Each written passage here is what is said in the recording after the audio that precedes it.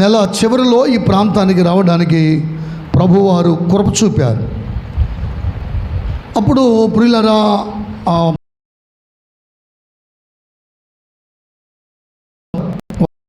వాళ్ళలో చిన్న పాక మందిరం ఉండేది. అప్పటికి సమూయేలు గారికి ఇంకా అవ్వలేదు. అక్కడ వారు ఆరాధన జరిపిస్తూ మొట్టమొదటిసారిగా ఈ ప్రాంతానికి నేను కొన్ని దినాలు ఇక్కడే ఉండి ప్రార్థన చేస్తున్నప్పుడు ప్రభు యొక్క మహాకృపను బట్టి ఒక రోజంతా మందిరంలో ఉపవాసం ఉండాలనే ప్రేరణతో నేను పూర్తిగా ఉపవాసములో ఉండి, అంటే సంపూర్తిగా ఏమి తినకుండా ఏమి త్రాగకుండా ఇంత దూరం వచ్చాం ప్రభువా, నీ దాసుని పట్ల నీ చిత్తం బయలుపరచమని అక్కడ ప్రార్థన చేసి ఆ రాత్రంతా కూడా సమూయేలు గారు నిద్రపోతున్నారు కానీ నేను తెల్లవారులు మెలకుగా నుండి ప్రార్థన చేశాను. ఆ ప్రార్థన అనంతరం ఆ తెల్లవారి ఆ మందిరములోనే జరిగినటువంటి ప్రార్థన కూడికలో కొంతమంది బిడ్డలు బాప్తిసాలకు ముందుకు వచ్చారు. కామేషు ఇంకా మరికొంతమంది. వీళ్ళందరికీ ఇక్కడే చెరువులో బాప్తిసం ఇచ్చాం, సువార్త ప్రకటించాం. ఆ రాత్రి సమూయేలు గారిని దైవజనునిగా అభిషేకించడం జరిగింది. అప్పుడున్న వారికి కొంతమంది తెలుసు, రాము గారికి కానీ ఇలాంటి వాళ్ళందరికీ. అలా అభిషేకించి దైవజనునిగా ఈ ప్రాంతంలో మరలా తిరిగి మా ప్రాంతానికి వెళ్ళే ముందు నన్ను అంగళం తీసుకెళ్ళి భారతమ్మ 10th క్లాస్ చదువుతుంది నాకు చూపించాడు అనమాట. చూపిస్తే ప్రార్థన చేసి వాళ్ళ అమ్మగారులతో మాట్లాడి వివాహ విషయం వాళ్ళు వాస్తవానికి అంగీకరించకపోయినా ప్రభు యొక్క ప్రేరణను బట్టి చెప్పిన మాటలను బట్టి వారు అంగీకరించి ఒక 2 నెలల్లోనే, ఇంకా 10th క్లాస్ రిజల్ట్స్ కూడా రాలా భారతమ్మకి, 2 నెలల్లోనే వివాహాన్ని ఏర్పాటు చేశారు. మళ్ళీ వివాహానికి వచ్చాం. వివాహానికి వచ్చినప్పుడు సుమారుగా ఒక 10 రోజుల వరకు గళావల్లిలోనే ఉండి ఇక్కడ సువార్తలు ప్రకటించి మళ్ళీ తిరిగి మా ప్రాంతానికి వెళ్ళి తరచుగా అనేకమైన పర్యాయాలు ఆ కాలంలో ఇక్కడికి నేను వస్తూ ఉండేటువంటి వాడిని. ఈ చుట్టుప్రక్కల ఉన్నటువంటి ప్రాంతాలన్నీ కాలినడకన సువార్త చేశాం. నేను సమూయేలు గారు సైకిల్ వేసుకొని చాలా దూరం ప్రయాణం చేశాం. ఎన్నో బలహీనతల్లో కూడా దేవుని పని పట్ల ఆశ కలిగి ఆసక్తి కలిగి ముందు కొనసాగుతున్నారు. ఈ స్థలం కొనేటప్పుడు అది కూడా నాకు తెలుసు. ఈ స్థలం కొన్నాం, కొన్ని సమస్యలు వచ్చాయి, అక్కడ నుండి మందిరం కూడా వచ్చేస్తుందని కొంతమంది వ్యక్తులు వ్యతిరేకమైన ప్రార్థన చేశారు. ఈ స్థలం కొన్న తర్వాత ఒక రోజున నేను ఫోన్ చేసి, ఫలానా మా స్నేహితుడు దైవజనులు శ్యాంబాబు గారు ఇలా వెళ్తున్నారు జగ్గేపేట కొండరావు గారి దగ్గరికి, మాకు స్థలం ఏమీ సిద్ధంగా లేదు, సమూయేలు నువ్వు కొన్నావు కదా, నువ్వు అక్కడికి వెళ్ళు అని చెప్పాను. సమూయేలు ఎంత తెలివైనడంటే, ఒక మాట చెప్తాను, ఎంత తెలివిగలవాడంటే, అందరూ చాలామంది వెళ్ళారు ప్రాంతానికి. వెళ్ళిన సందర్భంలో ఆ కొండలరావు గారు సమూయేలు గారు వారితో మాట్లాడుతున్నప్పుడు వాళ్ళు చెప్తున్నారు, మీరు ఏదైనా మందిరాలు కట్టుకుంటే ఎంతో కొంత సహాయం చేస్తాం అని చెప్తా ఉంటే, సమూయేలు అట అప్పటికే తీసిన ఈ సువార్త ఫోటోలు ఇవన్నీ తీసి ముందు పెట్టి, అవునండి మీరు ఏదన్నా ఒకటి సహాయం చేస్తారు, మిగతా ఎవరు సహాయం చేస్తారు, అదే మందిరం కట్టేస్తే మీ పేరు ఉంటుంది కదా. అనిల్ కుమార్ గారు మందిరాలు కట్టడానికి ఒక్క మాట చెప్పాలంటే సమూయేలు గారు ఇచ్చిన సలహా అది. ఆ రోజు మీ దైవజనుడు వాళ్ళ ముందు కూర్చొని జగ్గేపేటలో ఇచ్చిన సలహా, వాళ్ళు మందిరాలు కట్టాలని ఆలోచన చేయలే, ఏదైనా సహాయం చేయాలనుకున్నారు. ఈయన ఏమన్నాడంటే, మందిరమే కట్టించేస్తే చిరస్థాయిగా మీ పేరు అలా నిలిచిపోద్ది కదా, నాకు మీరు ఇసుకో కంకరో సిమెంటో ఇస్తే కాదు మందిరమే కావాలి అని ఆ రోజు నన్న మాటకి నిజంగా ఈ మందిరం కట్టడానికి చాలా మటుకు సహాయం చేశారు. ఆ తర్వాత మనందరికీ తెలిసినటువంటి విషయాలే. ఈ మందిరం కట్టే విషయంలో వారు కూడా చాలా ఇబ్బందులు ఎదుర్కొని మందిరం ఇలా నిర్మించబడటానికి తరువాత క్రింద మందిరం ఉండేది, తర్వాత దాన్ని పైకి మార్చడం జరిగింది. ఈరోజు నా దేవుని సేవకునిగా మీ మధ్యలో నేను నిలిచి చెప్తున్నటువంటి ఒక శ్రేష్టమైన మాట ఏంటయ్యానంటే, మీరు ఎంతమంది సేవకులైనా చూడగలరేమో కానీ సమూయేలు గారు లాంటి వారిని మాత్రం చూడటం అసంభవం. ఎందుకనంటే తన జేబులో డబ్బులుంటే అవి ఎవరి కోసమైనా వెనకాడకుండా ఖర్చు పెట్టగలిగిన ధైర్యశాలి. తన జేబులో డబ్బులుంటేనే కాదు, ఒకవేళ ఆయన దగ్గర ఏమి లేకపోతే, రాంబాబు గారు రాత్రి మీటింగ్ వెళ్ళారు కదా, అవును వెళ్ళాను, కానికి ఎంత ఇచ్చారు వాళ్ళు? 500 ఇచ్చారు, ఇది అని తీసుకోగలిగిన సామర్థ్యం గలవాడు. ప్రభువుకు స్తోత్రం చెప్ప. అతని దగ్గర ఉంటే పెట్టేస్తాడు, లేకపోతే తీసుకోగలడు. అలాంటి మంచి దైవజనుడు. మరి దేవుడు ఆయనకి ఇచ్చినటువంటి ఆయుష్ కాలంలో ఉన్నతమైనటువంటి పరిచర్య చేశారు. ఇంకో మాట గుర్తు చేస్తాను పిల్లరా, ఇక్కడ మందిరం కట్టిన తర్వాత కింద భాగంలో ఉన్న మందిరం ఓపెనింగ్ రోజు అది. ఆ ఓపెనింగ్ రోజున ఈ ప్రాంతానికి ఐజీ గారు వచ్చారు సేవకుల గుడికి పెట్టడానికి. శ్రీకాకుళం జిల్లాలో ఐజీ గారు సేవకుల గుడికి ఏర్పాటు చేశారు. అదే రోజు ఏర్పాటు చేసినప్పుడు ఏ సేవకుని అడిగినా వాళ్ళు అంటున్నారంట, ఈరోజు మాకు రావడం కుదరదండి, మాకు గలవల్లి శామ్యూయేలు గారి మందిర ప్రతిష్ఠ ఉంది, అక్కడికి వెళ్ళిపోవాలి అన్నారట. విశేషం ఏంటంటే ఐజీ గారు కూడా వారి మీటింగ్ ఆపేసుకొని ఇక్కడ మందిర ప్రతిష్ఠకు వచ్చి మందిర ప్రతిష్ఠలో వాక్యం చెప్పారు.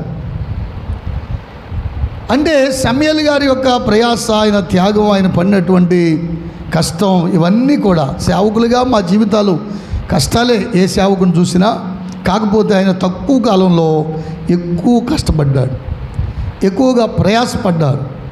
దేవుని వాక్యము ద్వారా నేను జ్ఞాపకం చేసే విషయం ఏంటంటే, వారు పడిన ప్రయాసం చూసినటువంటి దైవజనురాలు భారతమ్మ గారు, మరి దైవజనులు లేకపోయినా మీ విషయంలో ఆధ్యాత్మికంగా ఏది కొదువు లేకుండా, ఏది తక్కువ కాకుండా ఇప్పటి వరకు పరిచర్యను ఇలాగూ నడిపించుకుంటూ వచ్చారు. అందును బట్టి దైవజనుగా నేను సంతోషిస్తూ ఉన్నాను. దేవుని వాక్యములో నుండి కూడా కొన్ని మాటలు మీకు జ్ఞాపకం చేసి క్లుప్తంగా నేను ముగిస్తాను. పరిశుద్ధ బైబిల్ గ్రంథములో ప్రియులారా చూడండి, దేవుని వాక్యాన్ని ఆలోచన చేద్దాం. మనము చదువుకున్నటువంటి వాక్య భాగము కీర్తనల గ్రంథం 84వ కీర్తన 4వ చరణం. కీర్తనటువంటి కొరాహు కుమారులు ఈ 84వ కీర్తన వ్రాస్తూ ఈ కీర్తనలో మందిరాన్ని గురించి మాట్లాడుతున్నారు. కొరాహు కుమారులు రచించినటువంటి ప్రతి కీర్తనలో కూడా మనం నేర్చుకునే గమనించే విషయం ఏంటంటే, వారు ఎక్కువగా మందిరాన్ని గురించి మాట్లాడారు. చెప్పండి, దేని గురించి? దేవుని మందిరమును గురించి. దేవుని మందిరపు అనుభవాలు అనేకమైనవి భక్తులు జ్ఞాపకం చేసుకుంటూ వచ్చారు. దేవుని మందిరము అనేటువంటిది మనకి చాలా నేటి దినాల్లో అవసరం. దేవుని వాక్యాన్ని మనం పరిశీలిస్తున్నప్పుడు ఈ మందిర ప్రతిష్ట దినమున దేవుని మందిరమును గూర్చినటువంటి కొన్ని విషయాలు మీకు నేను జ్ఞాపకం తేవాలని ఇష్టపడుతూ ఉన్నాను. ఇక్కడ ఉన్నటువంటి దైవజనులు కానీ దేవుని బిడలు కానీ గమనించినట్లయితే, ఒకప్పుడు సరైనటువంటి మందిరాలు లేక ఆరాధించడానికి ఎన్నో శ్రమలు. మేమైతే నా పరిచయలో చెప్పగలను, మందిరము లేని పరిస్థితుల్లో చాలా కాలం మేము టెంట్ కింద ఆరాధన చేశాం. టెంట్ వేసుకోవడం, ఆదివారం ప్రార్థన అవగానే మళ్ళీ ఆ టెంట్ అద్దె వాళ్ళకి చేయడం, ఇలాగూ కొన్ని వారాల పాటు టెంట్ వేసుకొని ఆ టెంట్ కింద ఆరాధన చేశాం. చాలాసార్లు చాలా ఇబ్బందికరమైన పరిస్థితుల్లో ఈరోజు కూడా ప్రియులారా అలాంటి పరిస్థితులు లేకపోలేదు. కానీ దేవుని మహాకృప ఏంటయ్యానంటే, దేవుడు మిమ్మల్ని ప్రేమించి దేవుడు అద్భుతమైనటువంటి చక్కని మందిరాన్ని అనుగ్రహించారు. ఈ మందిరం అనేది దేనికి సంకేతంగా ఉంది? మందిరం అనేది దేనికండి అని అంటే, ఈ మందిరం ప్రియులారా మనమందరము కూడా ఈ మందిరంలోకి వచ్చి యేసయ్యకు మందిరాలుగా మారాలి. ఏమవ్వాలి? ఈ మందిరంలోకి వచ్చిన ప్రతి ఒక్కరూ యేసయ్య నివసించే మందిరాలుగా మార్చబడడం కోసమే ఈ మందిరం అవసరం. దేవుని వాక్యాన్ని మనం ఆలోచించినప్పుడు ప్రప్రథమముగా దేవుడు ఆది కాలములో ఆయన ఆదాము అవ్వలను సృష్టించిన తరువాత ప్రియులారా వాక్యం ఇలా చెప్తుంది, ప్రతి చల్లబూట దేవుడట ఆదాము అవ్వలతో మాట్లాడుతూ ఉండేటువంటి వాడు. ఆదాము అవ్వలతో ఆయన సహవాసం చేస్తూ ఉండేవాడు. అలాంటిది ఒకానొక దినాన వారి యొక్క అవిధేయతను బట్టి దేవునికి వారికి మధ్య ఉన్నటువంటి ఆ సహవాసము దూరం అయిపోవడాన్ని మనం చూస్తాం. ఇలాగూ దేవుని వాక్యములో మనం చూస్తున్నప్పుడు దేవునికి మానవునికి మధ్య ఉన్నటువంటి ఈ సహవాసాన్ని కొనసాగించడానికి ప్రియుల మందిరం అనేది అవసరమైంది. దేవుడే సాక్షాత్తుగా మోషేతో మాట్లాడుతూ చెప్పిన మాట ఏంటంటే, నిర్గమాకాండం 25వ అధ్యాయంలో మనం చూస్తే 8వ వచనంలో వ్రాయబడి ఉంటుంది, నేను వారిలో నివసించున్నట్లుగా వారు నాకు ఒక పరిశుద్ధ స్థలమును నిర్మింపవలెను అని దేవుడే మోషే గారి ద్వారా మాట్లాడడాన్ని మనం చూస్తాం. అలాగూ ప్రత్యక్షపు గుడారం అనేది ఏర్పాటు చేయబడింది. ఆ తరువాత కాలంలో ప్రియులారా ఆ విధమైనటువంటి ఆ సన్నిహిత్యం, ఆ విధమైనటువంటి సహవాసం కూడా కోల్పోయినట్లుగా మనం చూస్తాం. ఉదాహరణకి దేవుని వాక్యంలో జ్ఞాపకం చేసుకుంటే 78వ కీర్తనలో 6వ చరణం చదువుదాం. 78వ కీర్తన, త్వరగా వెళ్దాం, టైం ఎక్కువ లేదు కనుక. 78వ కీర్తన 60వ చరణం. షిలోహు మందిరమును ఏంటంట చూడండి, దేవుని వాక్యంలో మనం గమనిస్తే ప్రియులారా, షిలోహు అనేటువంటి మందిరాన్ని గురించి మాట్లాడుతున్నాడు. షిలోహులో ఒక మందిరాన్ని, ప్రత్యక్షపు గుడారాన్ని వేశారు. ఆ షిలోహులో ఉన్నటువంటి దేవుని మందిరములోనికి దేవుని ప్రత్యక్షత జరగడాన్ని దేవుని లేఖనాల్లో మనం పరిశీలిస్తాం. ఇప్పుడు అన్నీ వివరంగా మీకు చెప్పడానికి రెఫర్ చేయడం టైం లేదు, కానీ త్వరగా ముందుకెళ్తూ మీకు గుర్తు చేస్తాను, ఎందుకంటే ఇవన్నీ మనకు తెలిసినటువంటి విషయాలే కనుక. కీర్తనకారుడు ఆసాపు గారు అంటాడు, షిలోహు మందిరమును దేవుడు తాను మనుషుల్లో సంస్థాపన చేసిన గుడారమును విడిచిపెట్టెను. దేవునికి మనుషులకి మధ్యలో కలుసుకునేటువంటి ఒక స్థలం షిలోహు. షిలోహు అనే మాటకి నెమ్మది అని అర్థం. మనిషికి నెమ్మది ఎక్కడుంది? శాంతి ఎక్కడుంది? సమాధానం ఎక్కడుంది? సంతోషం ఎక్కడుంది? ఇప్పటి వరకు దైవజనులకు జ్ఞాపకం చేశారుగా, వారి ధాన్య ద్రాక్ష రసములు విస్తరించిన నాటి సంతోషం కంటే అధికమైన ఎక్కడుంది సంతోషం? 16వ కీర్తనలు అంటాడు, నీ సన్నిధిని సంపూర్ణ సంతోషములు. అంటే దేవుని మందిరములు ఏమున్నాయి చెప్పాలి? దేవుని మందిరములో సంతోషం, సమాధానం.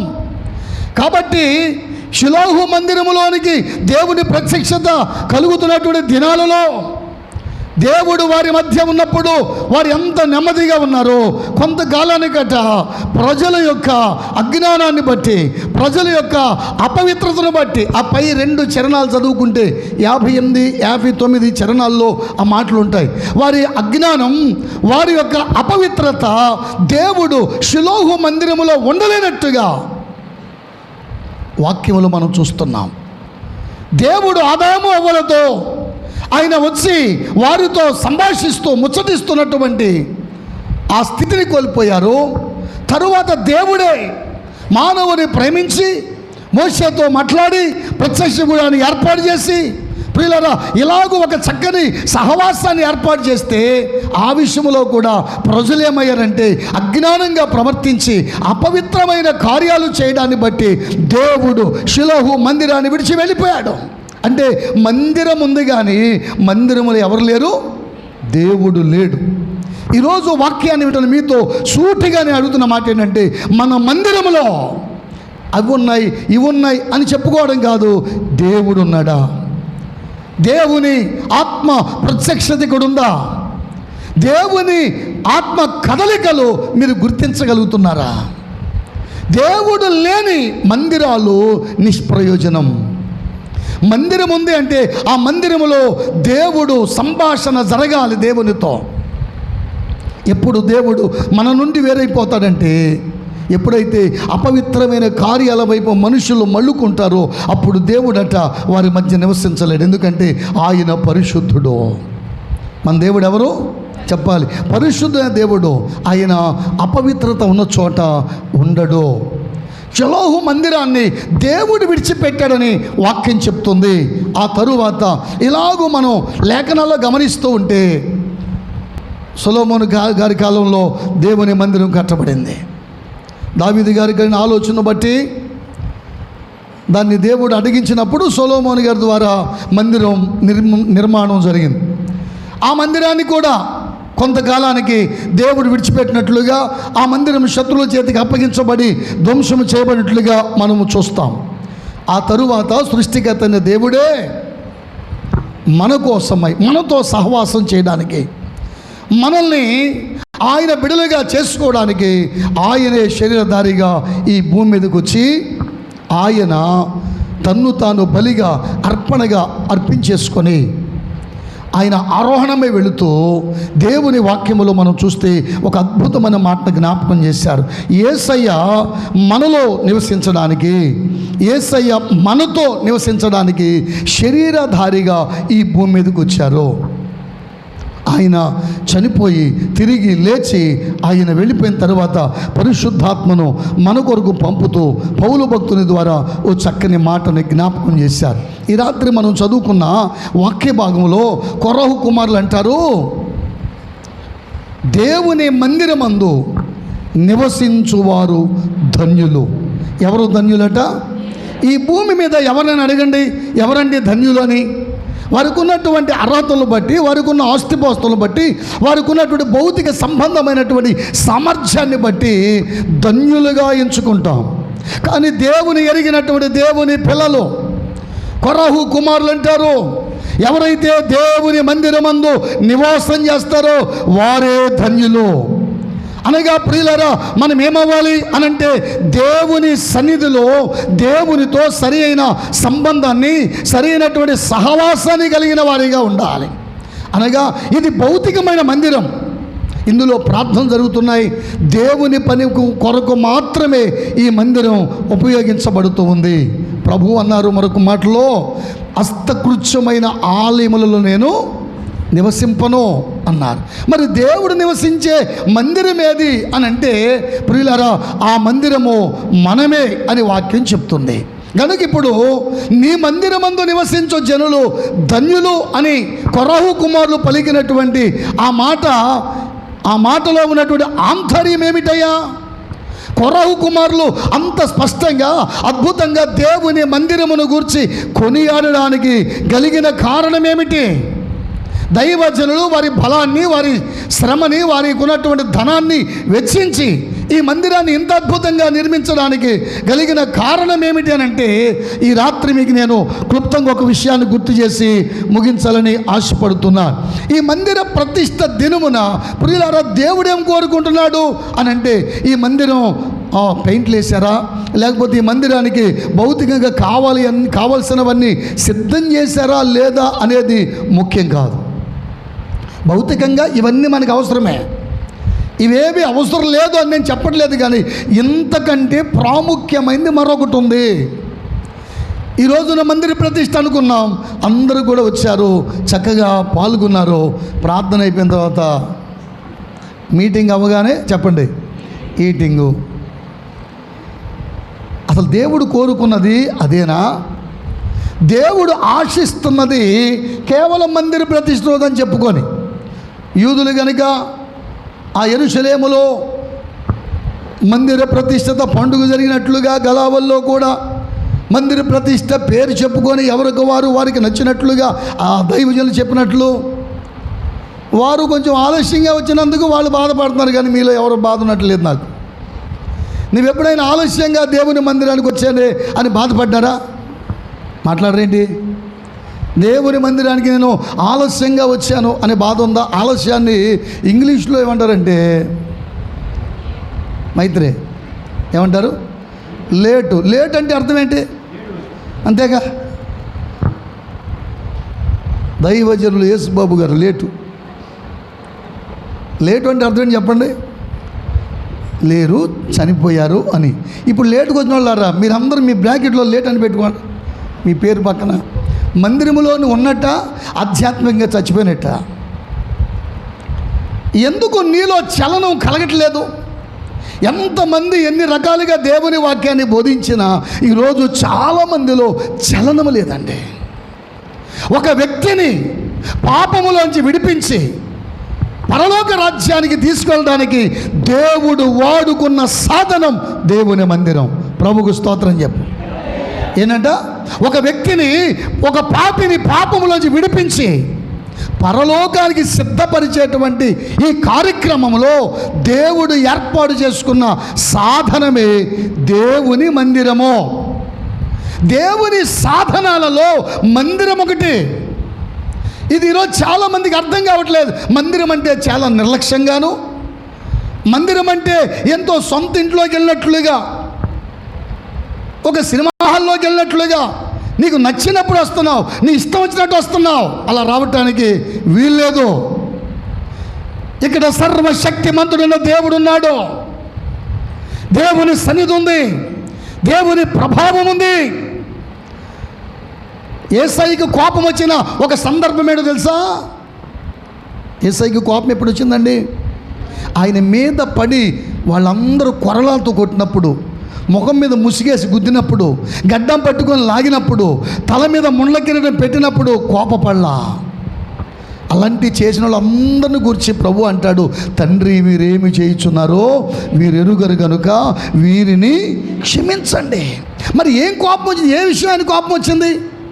ఏ విషయంలో ఆయనకి తట్టుకొంత కోపంతో ఆ బల్లలు చల్లేసి, రోగులు చల్లేసి, త్రాళ్లతో కొరడాలు చేసి ఎడ్లనన్నింటినీ కొట్టేశాడంటే తండ్రి ఆలయాన్ని, తండ్రి యొక్క ఇంటిని వారు అపవిత్రపరిచినప్పుడు దేవుని మందిరములో మనము జాగ్రత్తగా ఉండాలి.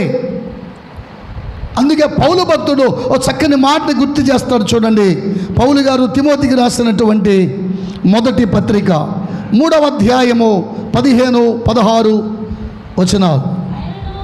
అయినను నేను ఆలస్యము చేసిన యెడల దేవుని మందిరములో అనగా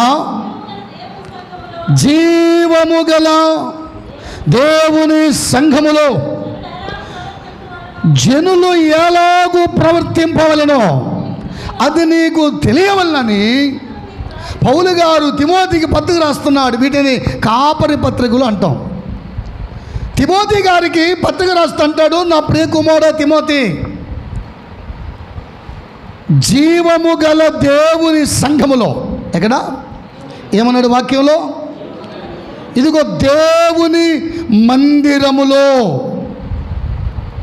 దేవుని మందిరములో అనగా జీవము గల దేవుని సంఘములో జనులు ఎలాగూ ప్రవర్తించవలెనో. ఈరోజు జనాలకి ఏం తెలియట్లేదంటే మందిరములో ఎలా ప్రవర్తించాలో, ఎలా ఉండాలో, ఎప్పుడు రావాలో తెలియట్లేదు. దేవుని మందిరం అంటే చాలామందికి లెక్కలేనితనమైపోయింది. దేవుని మందిరం అంటే చాలామందికి నిర్లక్ష్యమైపోయింది. దేవుని మందిరం అంటే ప్రియులారా, దేవుని సంఘములో దేవుని సేవకురాలంటే, దైవజనులంటే ఈరోజు చాలామందికి ఎలా ఉందంటే లెక్కలేనితనముగా. అదే ఒక పెళ్ళిళ్ళకో, ఒక పేరంటంకో, మరొక కార్యక్రమానికో ఇలా నిర్లక్ష్యంగా ఆలస్యంగా వెళ్తారా? మాట్లాడరేంటి? అలా వెళ్తాం ఎప్పుడైనా? ఎక్కడికైనా కానీ ఊరుకు ముందు రెడిగిపోతావుగా. మరి దేవుని మందిరం అంటే ఎందుకు ఈ నిర్లక్ష్యం? దేవుడు ఎంత మందిరానికి ఆయన ఎంత ప్రాధాన్యత ఇస్తాడంటే, మందిరానికి, ఆయన సన్నిధికి, ఆయనతో మనం సహవాసం చేసే విషయంలో దేవుడు ఎంత జాగ్రత్తగా ఉంటాడో ఒక మాట చెప్పమంటారా? ఒక రోజున దైవజనుడు యాజకుడైనటువంటి అహరోను యొక్క 2 కుమారులు, వారిద్దరట ప్రత్యక్షపు గుడారములోనికి వెళ్ళేటప్పుడు యెహోవా తమకు ఆజ్ఞాపింపని వేరొక అన్యాగ్నిని తమ దుపార్తులలో పెట్టుకొని ఆ ప్రత్యక్షపు గుడారములోనికి వెళుతుండగా దహించగ్నిగా దేవుడు దిగివచ్చి వాళ్ళిద్దరిని దహించి వేశాడు. ఎవరినండి దహించింది? మాట్లాడరేంటి? యాజకులను, చెప్పాలి ఎవరిని? యాజకులను ఏం చేశాడు? ఎందుకు చంపేశాడు వాళ్ళని? ఒకటే కారణం, మందిరములోనికి దేవుడు చెప్పినట్టు రాలా, వాళ్ళకన్నట్టుగా వచ్చారు. వింటున్నారా? మందిరములోనికట, ప్రత్యక్ష గుడారములోనికి దేవుడు చెప్పినట్టు రాలా.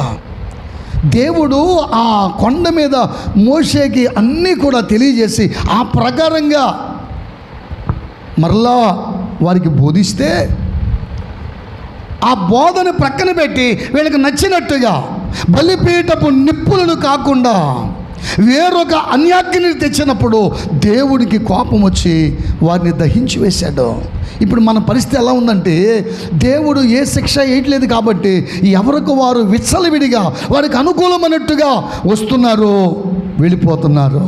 అలా ఉండటానికి వీల్లేదు. దేవుని మందిరములోనట జనులు జాగ్రత్తగా ప్రవర్తించాలి. ఎందుకని గమనించండి ప్రియులారా, ఈ మందిరములోనికి వచ్చేటువంటి మీరందరూ కూడా దేవుని సన్నిధికి వస్తున్నారు, దేవునితో మాట్లాడడానికి వస్తున్నారు, ప్రభుతో సంభాషించడానికి వస్తున్నారు. అయితే వచ్చేటప్పుడు నీ ప్రవర్తన ఎలా ఉంటుంది? దేవుని మందిరమునకు పోగున్నప్పుడు నీ ప్రవర్తన అన్నీ తెలుసు, వాక్యంలో అన్నీ తెలుసు. కొంతమంది ఉంటారండి, వాళ్ళు ఎమ్మెల్యేలాగా ఎంపీలాగా వస్తారు మందిరానికి.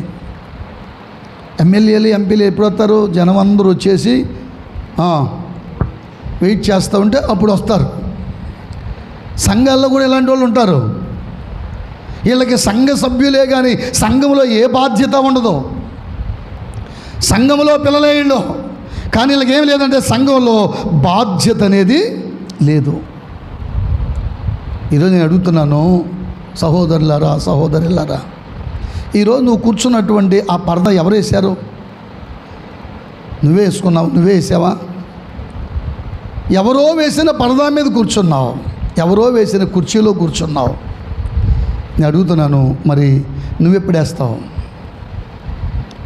దేవుడు మనలో చూసేది ఏంటంటే మన ప్రవర్తనలో పరిచర్య చాలా ప్రాముఖ్యమైంది. దేవుని పిల్లలారా, దేవుని మందిరములోనికి ఎంతకాంచి వస్తున్నారు? మీరు పరిచర్య విషయంలో శ్రద్ధ కలిగిన వారిగా ఉన్నారా? సభలప్పుడు పరిచర్య చేస్తూ ఉంటారు. సూర్య ఎక్కడున్నాడు? పోయిన సంవత్సరం మీటింగ్లకి వర్షం వస్తే పరదాల మీద నీళ్ళని తుడిచేసిన సంగతులు ఇప్పుడు స్టాటస్లో పెట్టి చూపిస్తున్నాడు. కానీ సభల్లో వచ్చి అందరూ చేసే పరిచర్య కాదు, అనుదినము చేసే పరిచర్య. ఒకరోజట ఒక మందిరములో ఒక సహోదరి వచ్చి మందిరాన్ని ఊడుస్తూ ఉందట. మందిరాన్ని ఊడుస్తూ ఉంటే ఆ మందిరంలో ఒక ఆయన కూర్చున్నాడు. కుర్చీలో కూర్చొని ఊడుస్తున్నటువంటి ఆమెను పిలిచి, అమ్మాయి ఇదిగో ఇక్కడ బూజును చూడు, అది అక్కడ మట్టం చూడు, శుభ్రం చూడు అన్నాడంట కుర్చీలో కూర్చొని. అలాగే సార్, అలాగయ్యా అని ఊడుస్తూ ఉంది. మళ్ళీ ఈయన కుర్చీ తీసి ఇంకో పక్కన వేసుకొని ఆ కుర్చీ తీసిన చోట చూడు అన్నాడు. ఆమె ఏం మాట్లాడలేదు, చక్కగా ఊడుస్తూ ఉంది మందిరాన్ని. మందిరం ఊడ్చి వెళ్ళడానికి బయలుదేరుతుంటే జేబులో నుంచి డబ్బులు తీసి ఆమెకి ఇస్తున్నాడట. చాలా దూరం నుంచి వచ్చావు, మళ్ళీ ఎలా తిరిగి వెళ్తావు? ఇదిగో ఈ డబ్బులు తీసుకొని ఛార్జీకి పెట్టుకొని మీ ఇంటికి వెళ్ళు అంటే, ఆ మందట అవసరం లేదయ్యా, నేను కారులో వచ్చాను అందంట. ఏమంది? కారులో వచ్చావా? కారులో వచ్చావా? అద్దెగారా? కాదయ్యా, నా సొంత కారే. మీరేం చేస్తారు అని అడిగాడు. కారులో వచ్చానంటున్నారు, మీరు ఏం చేస్తారని అంటే, వెంటనే ఆమె తన విజిటింగ్ కార్డు తీసి ఆయన చూపించింది. ఆ కార్డు చూసి మౌనం అయిపోయాడు, నోటి మాటలేదుగా. ఆ కార్డు మీద ఉంది ఈమె ఒక పెద్ద సాఫ్ట్వేర్ కంపెనీకి CEO. అదే కంపెనీలో ఒక చిన్న ఉద్యోగి ఈయన. ఆమెను చూసి ఆశ్చర్యపోయాడు. ఆశ్చర్యపోయాడు, మేడం మిమ్మల్ని గురించి వినడమే కానీ, మీ పేరు వినడమే కానీ మిమ్మల్ని ఎప్పుడు చూడలేదండి. ఇప్పుడే చూశాను, మీరు వచ్చి మందిరాన్ని ఊడుస్తున్నారా, మీరేంటి మందిరాన్ని ఊడడం ఏంటి అంటున్నాడు. ఆమె అంటుందట, నేను సీఈఓని నా కంపెనీలో కానీ దేవుని మందిరంలో కాదు. దేవుని మందిరంలో అందరూ సమానమే. దేవుని మందిరంలో చెప్పాలి, ఒక ఉన్నత స్థాయిలో ఉన్నటువంటి ఆమె మందిరములోనికి వచ్చి మందిరములో పరిచయం చేస్తుందంటే ఈ రోజున మనమున్న స్థాయి ఏంటి, మనకున్న పరిస్థితులకి ఇంకెంత పరిచయం చేయాలి. దేవుని మందిరంలోనికి వస్తున్నారు కానీ చాలామంది సమయానికి రావట్లేదు, పరిచర్య చేసే విషయంలో. మరి కొంతమంది ఉంటారు, వాళ్ళు ఎప్పుడు వస్తారంటే వాళ్ళకి ఇష్టమైన సేవకులు వస్తే, వాళ్ళకి అనుకూలమైన మనుషులు వస్తే వాళ్ళు వచ్చారు కాబట్టి వస్తూ ఉంటారు. అలా కాదు. ఈ రాత్రి జ్ఞాపకం చేస్తున్నాను ప్రియులారా, దేవుడు మానవునితో తిరిగి కలిసి నివసించడానికి దేవుడు ఈ భూమి మీద మనము దేవుని ఆరాధించడానికి ఓ చక్కని మందిరాన్ని మనకిచ్చారు. అయితే ఈ మందిరాన్ని గురించి మాట్లాడుతూ దేవుడు ఏమంటాడంటే, ఇది మీరు కలిసి నన్ను ఆరాధించే స్థలం, కలిసి ప్రభువుని ఘనపరిచే స్థలం. అయితే దేవుడు నివసించే మందిరం ఒకటి ఉంది. దేవుడు నివసించే మందిరం ఒకటి ఉంది. ఆయనే శరీరధారిగా భూమి మీదకి వస్తే ఆయన కూడా చంపేశారు కదా. ఆయన మరణించి పునరుద్ధరణై తిరిగి లేచి ఆయన ఆరోహణమై వెళ్ళిపోయి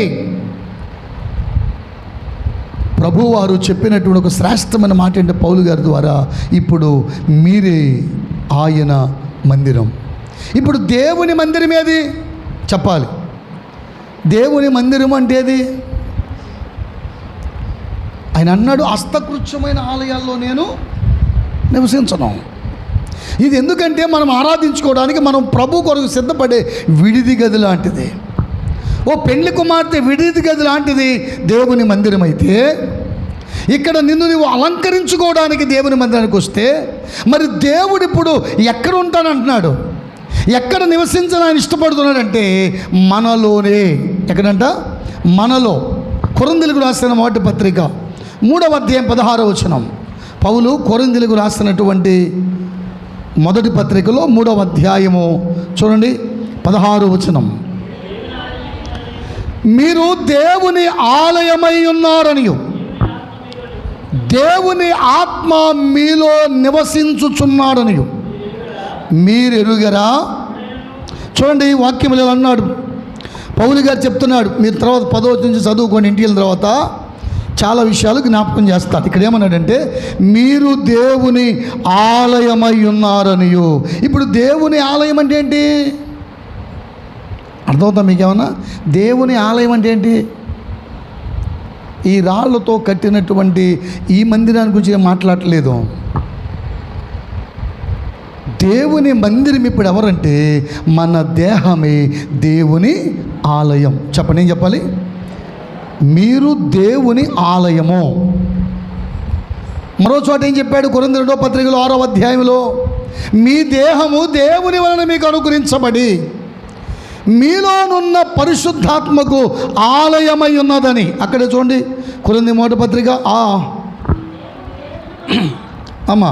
2వ పత్రిక 6, 19, 20 వచనాలు చదువు. ఇప్పుడు పౌలు గారు జ్ఞాపకం చేస్తూ చెప్తున్నటువంటి ఒక అద్భుతమైనటువంటి మాట ఏంటంటే, మీ దేహము దేవుని వలన. ఇదే మొదటి కొరింథీ పత్రికలో 6, 19, 20 వచనాల్లో, మీ దేహము దేవుని వలన మీకు అనుగ్రహింపబడి మీలోనున్న పరిశుద్ధాత్మక ఆలయమై ఉన్నదని మీరు ఎరుగరా.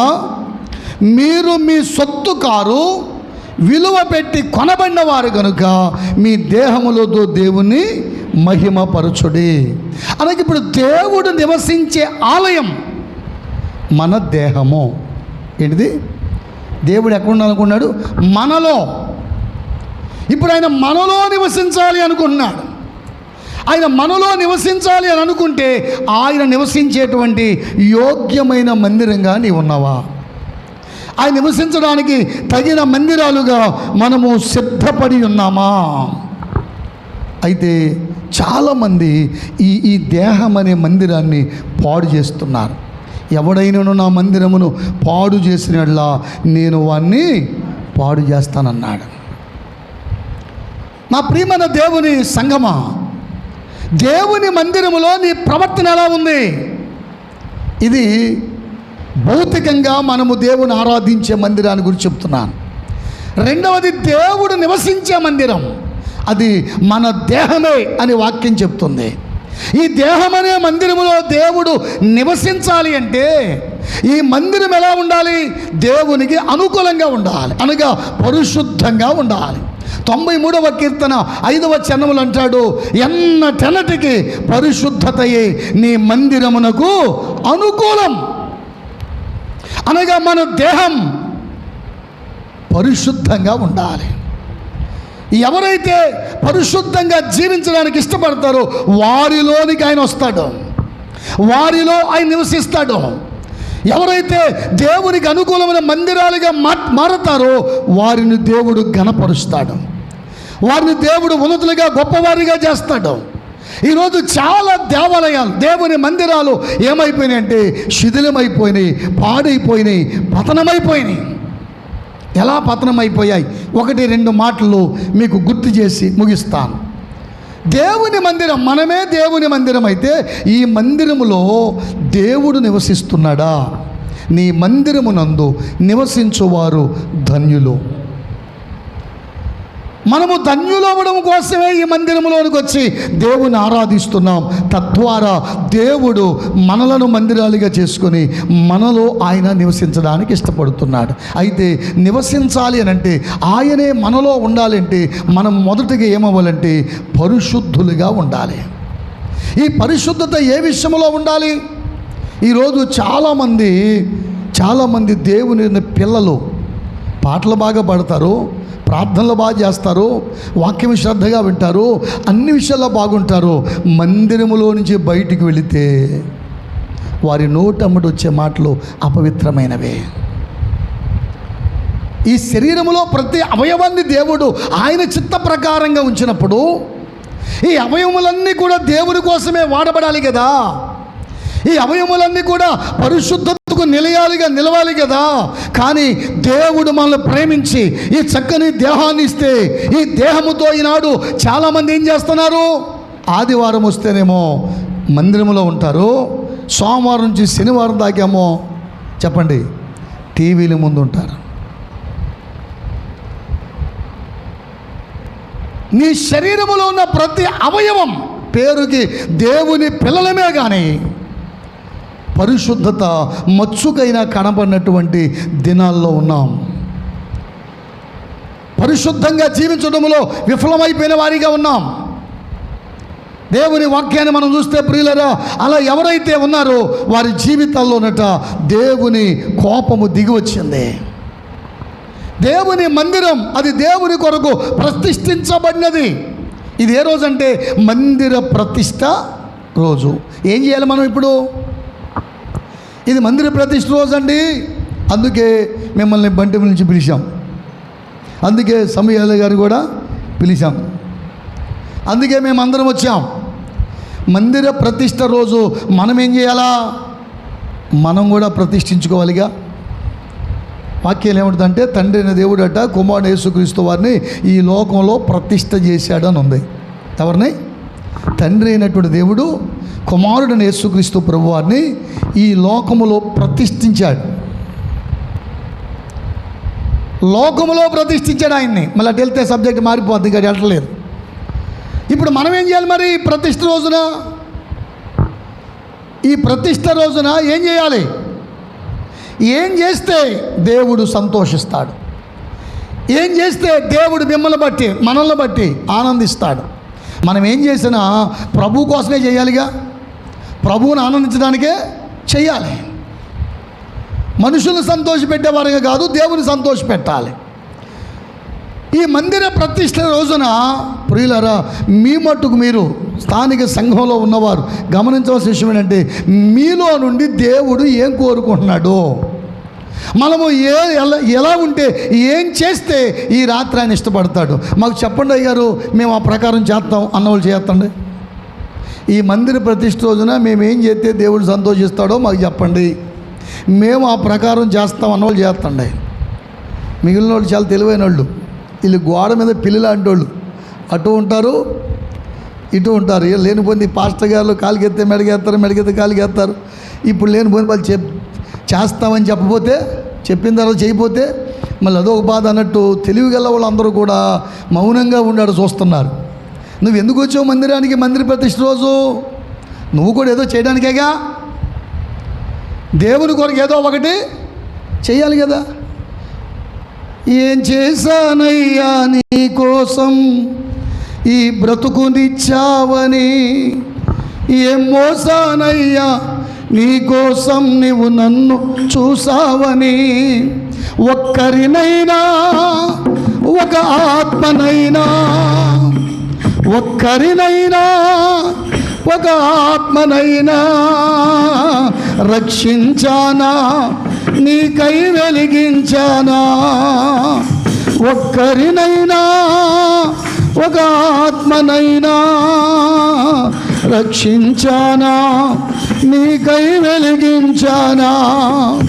ఏం చేశానయ్యా నీ కోసం ఈ బ్రతుకునిచ్చావని, ఏం మోసానయ్యా నీ కోసం నీవు నన్ను చూసావని.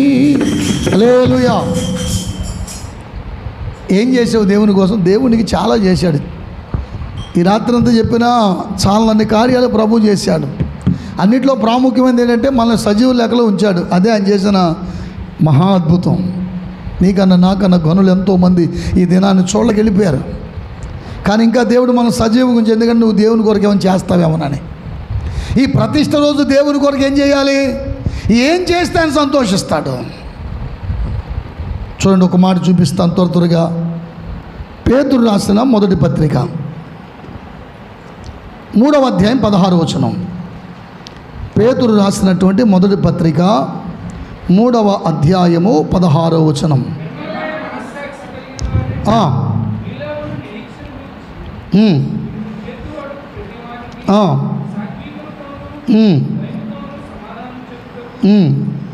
ఎల్లప్పుడూ సిద్ధంగా ఉండి, ఈ మాట అండి, మీ హృదయముల యందు క్రీస్తును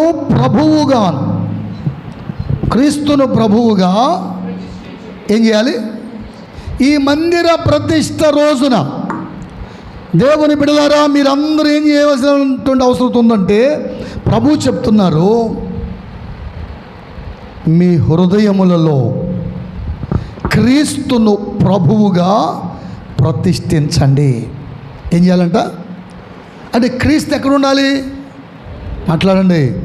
క్రీస్తు ప్రభువు ఎక్కడ ఉండాలి? హృదయంలో యేసయ్య ఉన్నాడు అనుకోండి, ఆదివారం మందిరానికి వస్తావా, ఫంక్షన్కి వెళ్తావా? మాట్లాడాలి. ప్రభువు నీ హృదయంలో ఉన్నాడు. అప్పుడు ఆదివారం వచ్చింది, ఆదివారం మందిరానికి వస్తావా, ఫంక్షన్కి వెళ్తావా? మాట్లాడండి. మందిరానికి వస్తావా, నీ పనికి వెళ్తావా? మాట్లాడలేదు చాలామంది. అంటే ఆదివారము నీలో ప్రభు ఉంటే ఆయన ఎక్కడ నడిపిస్తాడు? మందిరానికి.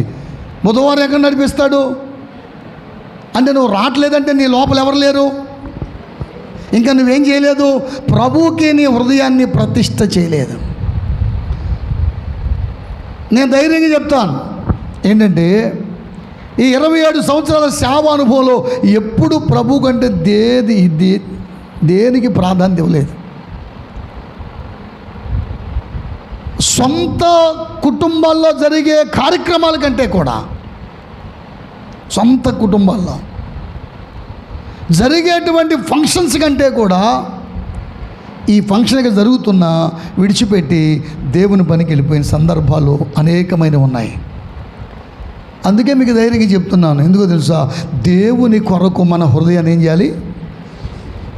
ప్రతిష్ఠించావా? ప్రభువు ఉన్నది లోపల, ప్రభువుకి చోటిచ్చావా?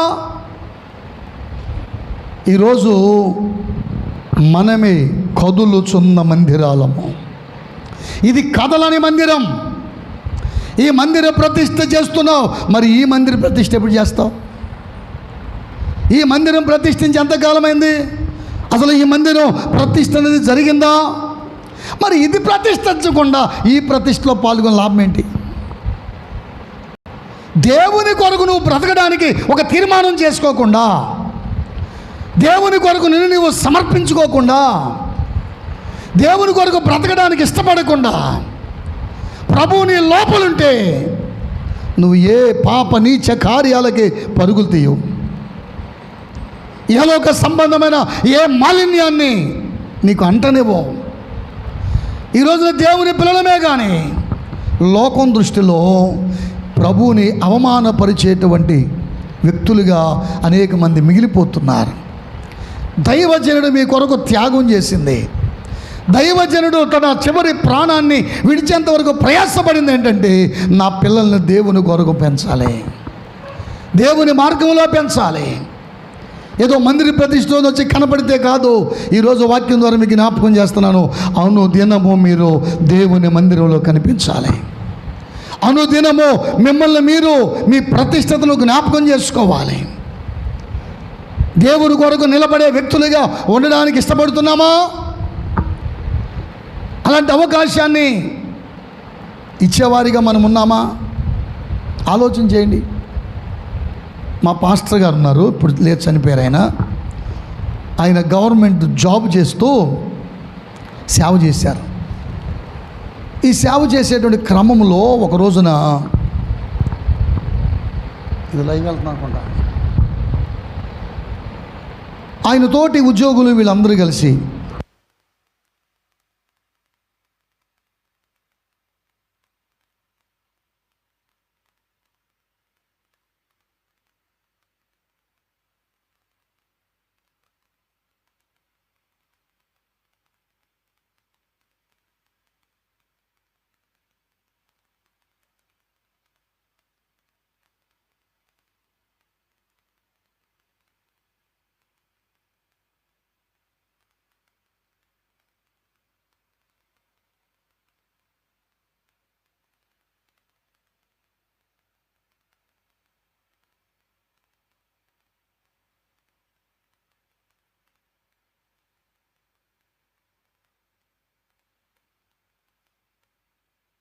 మీరు చెయ్యాలా? మాట్లాడరే? చేశారనుకో వెంటనే పక్కన పాస్టర్ గారు ఏం చెప్తారు? ఆనాడు షడ్రకు మేషకు గంధర్వులు అగ్నిలో దూకి చచ్చిపోవడం కానీ ఇష్టపడ్డారు, కానీ వారు మాత్రం దేవుని కంటే దేనికి ప్రాధాన్యత ఇవ్వలేదు. ఇప్పుడు చేయలేదనుకో ఆ పక్కనే అంటాడు, ఎందుకయ్యా మాట తప్పేవాడివి.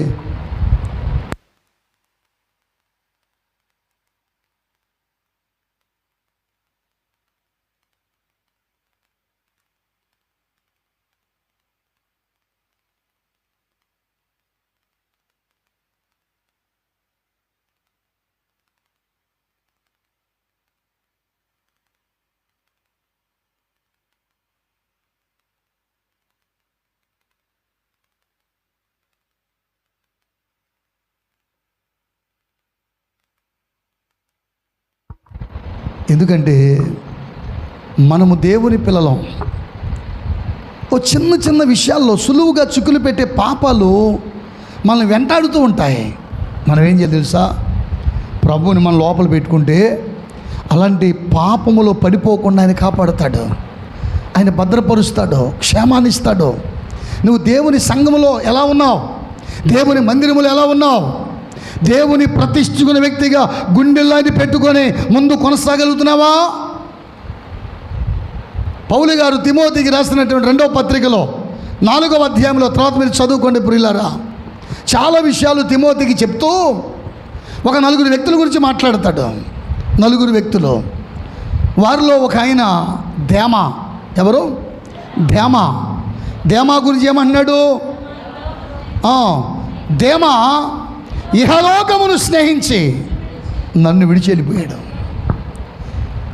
దేమా మంచి దేవుని ఎరిగిన వాడే, పౌలు గారితో ఒకప్పుడు కొనసాగిన వ్యక్తే, కొంతకాలం దేవుని మార్గంలో ఉన్నవాడే. కానీ పౌలు గారు చాలా బాధతో వేదనతో తిమోతికి రాస్తూ చెప్పిన మాట ఏంటంటే, ఇప్పుడు లోకమును స్నేహించాడు. నా ప్రియమైన దేవుని పిల్లలారా, ఈ మందిర ప్రతిష్ట రోజున మీకు జ్ఞాపకం చేస్తున్న మాట ఏంటంటే, హృదయంలో ప్రభువును ప్రతిష్ఠించుకుంటే ఈ లోక స్నేహంలోకి వెళ్ళిపోవు. ఇహలోక సంబంధన మాలిన్యంలోనికి నువ్వు దిగజారిపోయే వ్యక్తిగా ఉండవు, దేవుని కలిగిన వ్యక్తిగా ఉంటావు. దేవమాట లోకాన్ని స్నేహించాడు. ఈనాడు చాలామంది ఒకప్పుడు ఆత్మీయులే, ఒకప్పుడు పరిశుద్ధ కలిగిన వారే, ఒకప్పుడు దేవుల్లో బలంగా ఉన్నవారే, కానీ ఈరోజు వారు ఆ స్థితిలో లేరు. ఈరోజు అలా దేవుళ్ళు నిలబడిన వారిగా లేరు. దేవుని సన్నిధి నుంచి వారు పడిపోయారు. కారణం ఏంటి తెలుసా? వారు మందిరానికి వస్తున్నారు కానీ వారి హృదయాల్లో ప్రభువుని చేర్చుకోలేదు, ప్రభువుని ప్రతిష్ఠించలేదు. క్రీస్తును ప్రభువుగా ప్రతిష్ఠిస్తే ఆయనే మన ప్రవర్తన అంతయందు అధికారిగా ఉంటాడు, ఆయనే నడిపించడం ప్రారంభిస్తాడు. అదే పౌలు గారు ఏం జ్ఞాపకం చేశాడంటే, మరొక వ్యక్తిని, మార్కు గారిని జ్ఞాపకం చేశాడు. ఎవరిని? మార్కుని. మార్కుని గురించి ఏమన్నాడు? నువ్వు వచ్చేటప్పుడు మార్కుని వెంట పెట్టుకుని రా. అతడు ఇప్పుడు పరిచర్య నిమిత్తము నాకు కూడా ప్రయోజనకరమైన వాడు. మార్కు కూడా పౌలుతోనూ బర్నబాతో కలిసి ఆ మొదటి మిషనరీ యాత్రలో కొంత దూరం వెళ్ళి తర్వాత వెనుదిరిగిన వాడే. కానీ ఏమయ్యాడంటే, తర్వాత కాలంలో అతడు సరిచేయబడ్డాడు. ఈరోజు నువ్వు ఒకవేళ మార్కులాగా ఉన్నావా?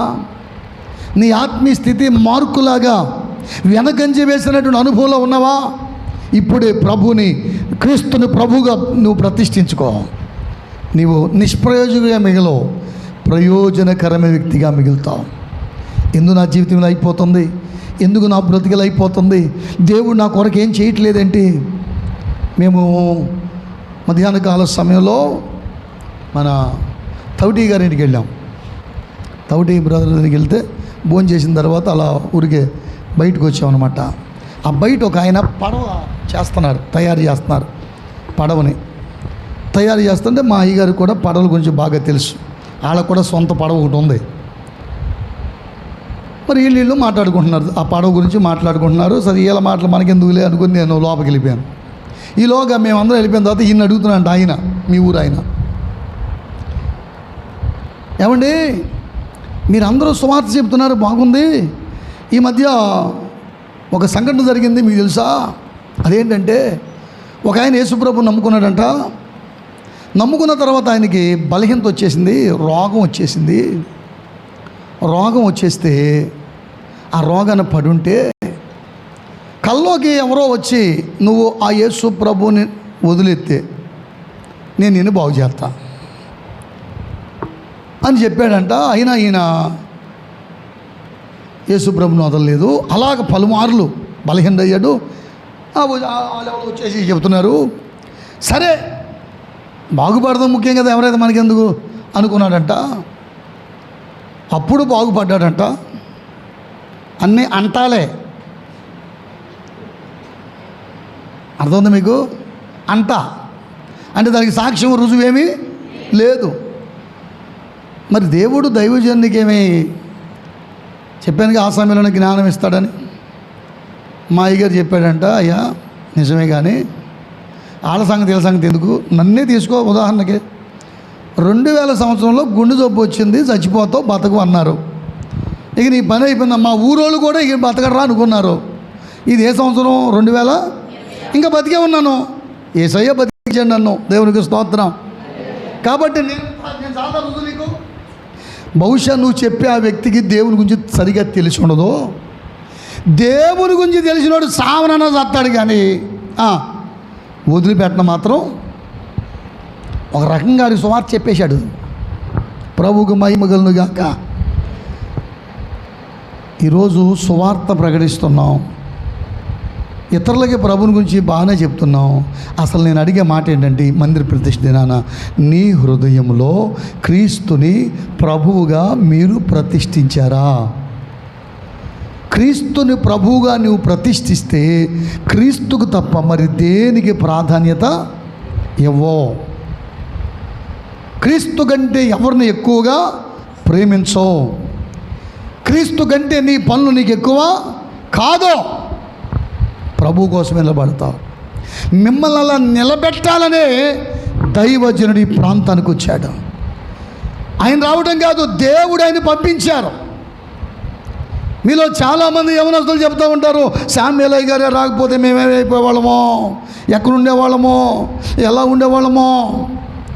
శామ్యూయల్ గారు రాకపోతే మీరు పాడైపోతారని ఉద్దేశించేగా ప్రభు ఆయన పంపించాడు. ఆయన పోయాడు కానీ మీకు బదులు మాత్రం మార్చలేదు. ఇంకెప్పుడు స్థిరపడతావు? ఇంకెప్పుడు దేవుని కొరకు బలంగా ఉంటావు? దేవుని సంఘములో, దేవుని సహవాసములో నీవు ఎలా ప్రవర్తించాలో నేర్పే స్థలం ఇది. నీకు ఇదొక పాఠశాల. ఇక్కడ నువ్వు దేవుని గూర్చిన విషయాలు నేర్చుకొని దేవుని కొరకు నువ్వే ఒక మందిరముగా తయారైతే నీకంటే ధన్యుడు ఈ భూమి మీద మరొకడు లేడు. ప్రభుకు స్తోత్రం. నీకంటే ధన్యుడు మరొకరు లేడు. కాబట్టి ప్రియులారా, ఈ రాత్రి వేళ దేవుని సేవకునే ప్రకటిస్తున్నాను. కొరహు కుమారులు చెప్పిన మాట మన జీవితంలో నెరవేర్చబడాలి.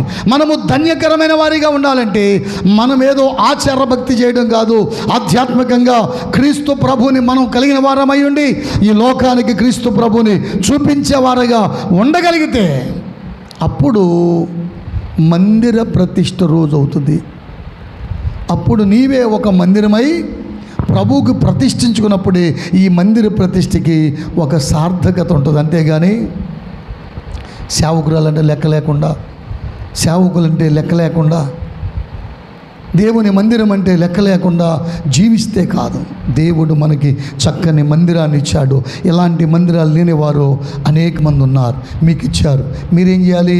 మీరు మందిరంలోనికి వస్తూ అనేక మందిని దేవుని మందిరంలోనికి నడిపించేవారిగా ఉండాలి. దేవుని మందిరంలోనికి అనేక మంది మీరు తీసుకుని రాగలిగితే ఇక్కడ చేసే ప్రార్థనల ద్వారా, ఇక్కడ బోధించే బోధల ద్వారా దేవుడు వారిని దర్శిస్తాడు. వారి ద్వారా లోకములో అనేక మంది దేవుని మందిరంలోనికి రావటానికి సహాయం చేస్తాడు. కనుక ఈ రాత్రి నేను వాక్యాన్ని ముగించే ముందు మీ అందరూ చెప్తున్నటువంటి మాట ఏంటంటే, మనమే కదులుచున్న మందిరాలము. ఈ మందిరం అనేకుల్ని యేసు యొద్దకు నడిపించే మందిరంగా ఉందా? నేను అనేకులను యేసు యొద్దకు నడిపించగలిగే వ్యక్తిగా ఉన్నానా? నీవేదో వెళ్ళి 4 మాటలు సువార్త చెప్పి వచ్చేస్తున్నాను, నా పని అయిపోయింది అనుకుంటున్నావు. కాదు, ప్రభువు నీ సాక్ష్యాన్ని చూస్తాడు, నీ పరిశుద్ధతను చూస్తాడు. నువ్వెలా ఉన్నావు దేవుని సందులో, నువ్వు చేసే పరిచర్య చూస్తాడు. సమూయేలు బాలుడే, కానీ ఏం చేస్తున్నాడంట? ఏలి ఎదుట యెహోవాకు పరిచర్య చేస్తున్నాడు. అలా పరిచర్య చేసిన వాడు ఏమయ్యాడంటే, ఒకనాటికి 3:19 చదువుతాం, యెహోవా సమూయేలుకు తోడై ఉండెను. అతడు పెద్దవాడు కాగా అతని మాటలో ఏది తప్పిపోలేదు. మీలో నుండి కూడా అనేక మంది అలాంటి సమూయేలు లేవాలి, సిద్ధమవ్వాలి. ఈరోజు మందిర ప్రతిష్ఠ రోజు నేను చూశాను, చాలామంది ఆలస్యంగా వచ్చారు. చాలామంది ఏమైనా నిలబెట్టి, ఏంటి తమ్ముడు ఆలస్యం ఏంటంటే ఏదో చెప్తారు, చెప్పకుండా ఉండరు. కానీ మన సిద్ధపాటేది వాక్యం. ఇది చివరి కాలం, రాకడికి అనేకమైన సూచనలు జరుగుతున్న కాలం. సమయం గతించిపోతూ ఉంది. ప్రభు అంటున్నాడు, నువ్వు సిద్ధపడు. నీతో కూడా ఉన్న సమూహాన్ని మనమే సిద్ధపడకపోతే మిగిలిన వారు ఎప్పుడు సిద్ధపరుస్తాం? సమూయేలు గారు మన మధ్యలో లేకపోయినా నేర్చుకోవాల్సిన విషయం ఏంటంటే, వారి ద్వారా ప్రభు ఎన్నో విషయాలు మీకు నేర్పించారు. మరొకసారి మిమ్మల్ని మీరు సరి చేసుకోవడానికి, మిమ్మల్ని మీరు ప్రభుకి ఇష్టలుగా మార్చుకోవడానికి సిద్ధపడండి. ఈ మందిర ప్రతిష్ఠ దినాన మనమే ఒక మందిరంగా దేవుని సందులో ప్రతిష్టగిలిన వారిగా ముందు కొనసాగిపోదాం. అలాంటి భాగ్యం పరిశుద్ధాత్ముడు ప్రతి ఒక్కరికి అనుగ్రహించి దీవించునుగాక. ఆమేన్. అందరూ తల్ల ఉంచి మోకరించండి. అందరూ మోకరించగలిగిన వారందరూ, ఆరోగ్యముగా ఉన్న వారందరూ కూడా మోకాళ్ళ మీదకి రండి, ప్రార్థన చేద్దాం. ప్రభువా, నీ మందిరమునందు నివసించువారు ధన్యులని చెప్పావు. నిజమే. ఎక్కడో లోకంలో పాపంలో శాపంలో మ్రగ్గిపోవాల మా జీవితాలని మీరెంతగానో ప్రేమించి నీ మందిరములో నిలిచే భాగ్యం ఇచ్చావు.